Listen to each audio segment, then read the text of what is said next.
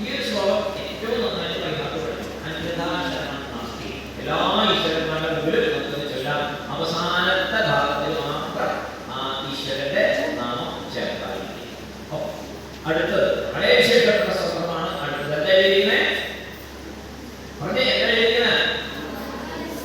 ആദിത്യ സ്തുതി അല്ലേ? ആദിത്യ സ്തുതി. നമുക്ക് വേണ്ട, ലോകത്തിന് നിലനിൽക്കാൻ വേണ്ട എനർജി മുഴുവൻ തരുന്ന ഒരാളാണ് സൂര്യഭഗവാൻ അല്ലേ? എന്നും കറക്റ്റായി കുട്ടിക്ക് നമുക്ക് വേണ്ട എനർജി എന്നും ഡിസ്ട്രിബ്യൂട്ട് ചെയ്യും. രാത്രി നമുക്ക് കിടന്നുറങ്ങാം, സൂര്യഭഗവാനുമായി ഭൂമി കറങ്ങിക്കൊണ്ടിരിക്കും. രാത്രി വരും, നമ്മൾ ഉറങ്ങും, ക്ഷീണമൊക്കെ മാറും. ഉറങ്ങി കഴിയുമ്പോൾ ക്ഷീണമാണ്. ശരീരം രാവിലെ നമ്മൾ പ്രവർത്തിച്ച് ആ എനർജിയൊക്കെ ഉപയോഗിച്ച് പ്രവർത്തിച്ചെല്ലാം വയ്യാണ്ട് ഉറങ്ങും. ഉറങ്ങി കഴിഞ്ഞ് രാവിലെ എനിക്ക് കഴിയുമ്പോൾ സൂര്യഭഗവാൻ വരും. വീണ്ടും നമുക്ക് വേണ്ട എനർജി തന്നോണ്ടേ ഉള്ള വൃക്ഷങ്ങൾ മുഴുവൻ അല്ലേ? നിങ്ങൾ പഠിച്ചില്ലേ സയൻസിൽ? എവിടുന്നാ ഒരു ഭക്ഷണമായി ചെയ്യുന്നത്? ചെറിയ കൂടി വൃക്ഷത്തിനുള്ള വേനൽക്കാലമല്ലേ എവിടുന്ന വരുന്നത്? സൂര്യഭഗവാനിൽ നിന്ന്. അതൊക്കെ സയൻസിൽ പഠിച്ചതല്ലേ?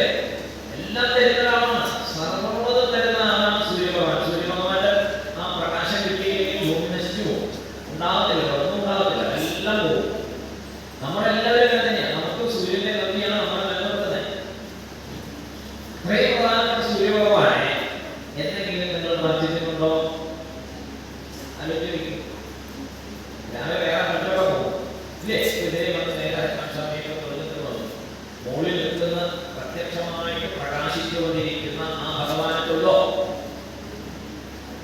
അവരുടെ നാമമല്ലേ? വേണ്ടതാണോ? നമുക്കുള്ള എനർജി ഇവിടെ വരുന്ന അദ്ദേഹമാണ്. മുകളിൽ പ്രകാശിച്ചുകൊണ്ടിരിക്കും, കത്തി ജ്വലിച്ചുകൊണ്ടിരിക്കും. നമുക്ക് കാണാം. പ്രത്യക്ഷ ദൈവം എന്നാണ് പറയുന്നത്. സൂര്യഭഗവാനെ കാണാത്ത ഭൂമിയിൽ ആർക്കും ഒരു തലമില്ല. അതുകൊണ്ട് തന്നെ എല്ലാം കാണുന്ന ഒരാളുണ്ട്. ഒരേ ഒരു ശക്തി കണ്ടുകൊണ്ടിരിക്കുന്ന ആ ശക്തിയാണ് സൂര്യഭഗവാൻ. പ്രാധാന്യമാണ്. പക്ഷെ നമ്മൾ ശ്രദ്ധിക്കാറില്ല. പറഞ്ഞല്ലോ, ഇപ്പൊ എനിക്ക് മനസ്സിലാക്കണം, സൂര്യഭഗവാനെ പ്രാർത്ഥിക്കണം ഡെയിലി. നമുക്ക് വേണ്ട സകല ശക്തിയും അദ്ദേഹം തരും. അതിന് രാമായണത്തില് ശ്രീരാമചന്ദ്ര സ്വാമി കുറേ ദിവസം യുദ്ധം ചെയ്ത് രാമനെ തോൽപ്പിക്കാൻ പറ്റിയില്ല. അങ്ങനെ വളരെ വിഷമിച്ചു. രാമനെ തോൽപ്പിക്കാനായിട്ട് എന്താ ചെയ്യേണ്ടതെന്ന് അറിയില്ല. അപ്പോ പെട്ടെന്ന് തന്നെ അവിടെ അഗസ്ത്യ ഭഗവാൻ, അഗസ്ത്യ മഹർഷി, ദേവലോകത്ത് നിന്ന് അഗസ്ത്യ മഹർഷി ശ്രീരാമചന്ദ്ര സ്വാമിയുടെ മുമ്പിൽ പ്രത്യക്ഷപ്പെട്ടിട്ട് പറഞ്ഞു, ഹലോ ശ്രീരാമചന്ദ്ര, സർവ വിജയങ്ങളുടെ മന്ത്രം ഞാൻ പറഞ്ഞു തരാം. എല്ലാ വിജയവും, ഇതിനപ്പുറം ഇല്ല. ഏത് വലിയ ശക്തിമാനാണെങ്കിലും അയാളെ തോൽപ്പിക്കാനുള്ള ഒരു മന്ത്രമുണ്ട്. അതേമാതിരി ഏത് കാര്യങ്ങളും, എന്ത് കാര്യം ചെയ്താലും അതിൽ വിജയം, അവസാനം വിജയം കിട്ടാനുള്ള ഒരു മന്ത്രമുണ്ട്.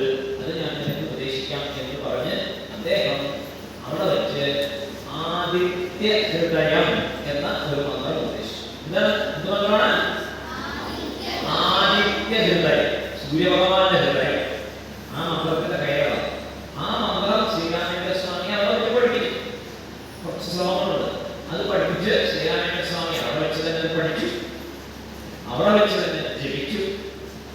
അങ്ങനെ സൂര്യഭഗവാന്റെ അനുഗ്രഹം അപ്പം തന്നെ കിട്ടി. അടുത്ത നിമിഷം രാമനുമായിട്ട് യുദ്ധം ചെയ്ത് രാമൻ ഒരു ബുദ്ധിമുട്ടില്ലാതെ രാമനെ അന്ന് നിഗ്രഹിച്ചു. ആരെ സഹായിച്ച്? ആദിത്യൻ, സൂര്യഭഗവാന്റെ തേജസ്സാണ് ശ്രീരാമചന്ദ്ര സ്വാമിയെ